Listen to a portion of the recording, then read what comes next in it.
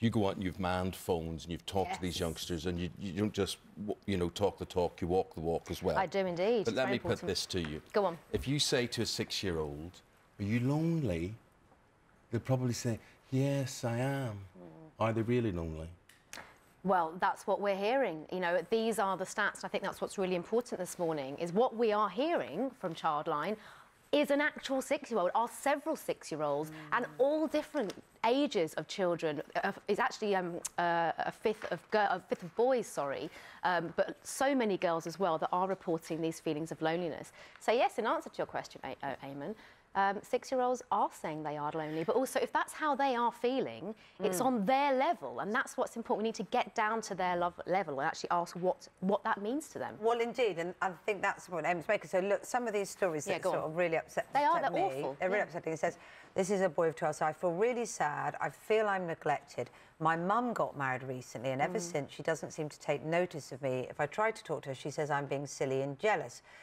That, I can imagine that situation, the mum thinking, oh, it's just because there's a new person on the scene.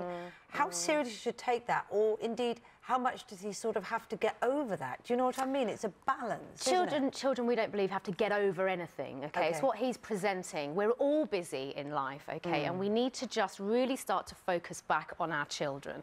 And I'm telling you this as a Childline counsellor, because as Emma said, I don't just talk the talk, I hear this. They want their parents to talk to them. Now, kids find it difficult to talk. These stories, amazingly. It really is. It's not about bullying in school, it's not about peers. If I had £1 for every child, every teen that said to me, I wish 15, 16-year-olds, we tend to think, oh, they don't care anymore. What have they got to worry about? They have got lots of worries. In their world, we have to get into what they want. And they tell us time and time again, my parents haven't got time for me, and we need to have time for our kids. We need to ask them what's up. Choose the right time. We're coming into Easter now. We're always busy, aren't we? You know, doing the cooking, checking our emails.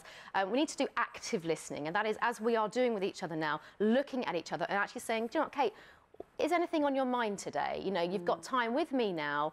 In the car's a really good time. Go for a walk, away from the other children. Actually invest time in your children to ask them what is wrong, because we are telling you, this isn't just adults telling you these stats, it's the kids telling us that this is what's wrong with them, and over 4,000 children are reporting. It's 11 a day are calling Childline alone, so goodness knows how many more are out there that are suffering, saying they are feeling lonely. It's social media, it's the pressure they're feeling, and ironically, in a day and age where we're more connected than ever, children are saying they feel lonely. They need to just feel they're keeping up with the Joneses, and the worst thing you can do is tell a child to get over it and, oh, what have you got to worry about? Because but that's what our parents, I mean, not particularly mine actually, but that's what a lot of parents did to us when we were little. Of course they did. And were we any worse off for it? I just wonder if there's so much guilt of a parent and so much you've got to be... I know this down myself.